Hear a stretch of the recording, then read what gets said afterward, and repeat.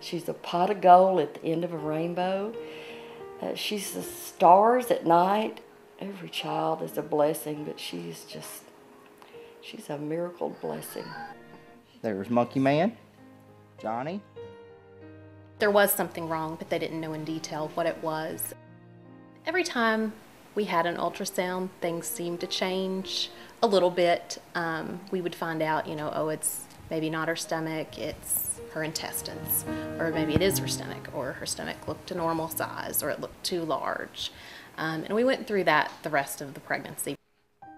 I'd gotten home one night. I noticed that she was not moving. So we called the doctor, went in for an ultrasound, and they hooked me up to the monitor. And they said that she was in distress. Her heart rate was very low, and she needed to come out immediately. So we went upstairs. She was born 45 minutes later. Did an immediate cry and then was kind of whisked away. They had to figure out what the extent of her problems were. She was placed on a ventilator and transported to Kentucky Children's Hospital that evening. We went in to see her, and it was at that time that we were approached by two of the doctors there at UK. They sat down with us and pretty much said within the next hour they had to take Abby in. She was going in for a major surgery. So I begged them to get my wife over. Doctor made a few phone calls and they were able to get Farrah over before they took Abby away, which is one thing I've always respected about the hospital, is that those doctors took the time to say, yeah, they don't have a choice. We'll go pick her up in our own car if we have to, She needs to see her daughter before she goes in because we knew how serious it was.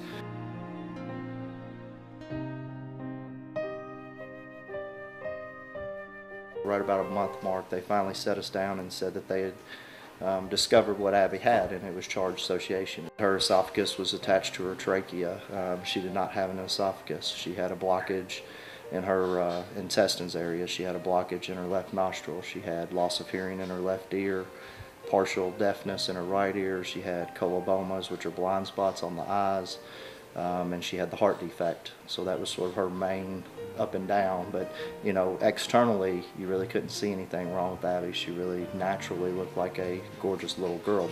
Fortunately for the UK Children's Hospital and the great work that they do, 70 days later we were able to take Abby home, and that was a miracle in itself. They started picking Abby up and they put her in my arms, and I just burst into tears, and I was like, oh my God, I'm getting to hold my baby. It was indescribable.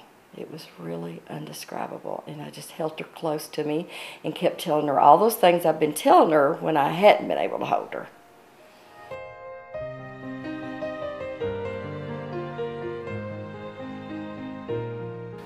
We were so fortunate to not only have a children's hospital, but to have a great children's hospital. I just can't even tell you how close a bond that we got with all them.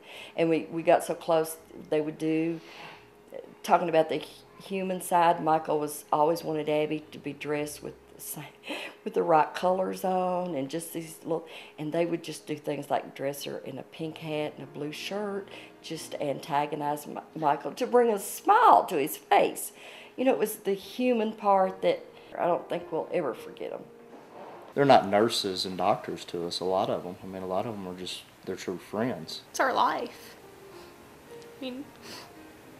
Our baby girl's here because of it.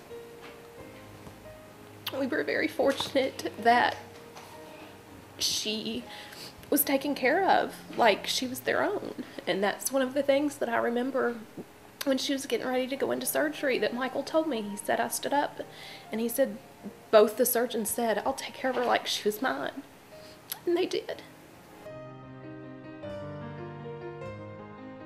She wakes up every morning and she has this big smile, and she just, you pick her up out of bed and she's kicking and roaring and she's ready to go. She loves computers, so we'll go upstairs, get on the computer.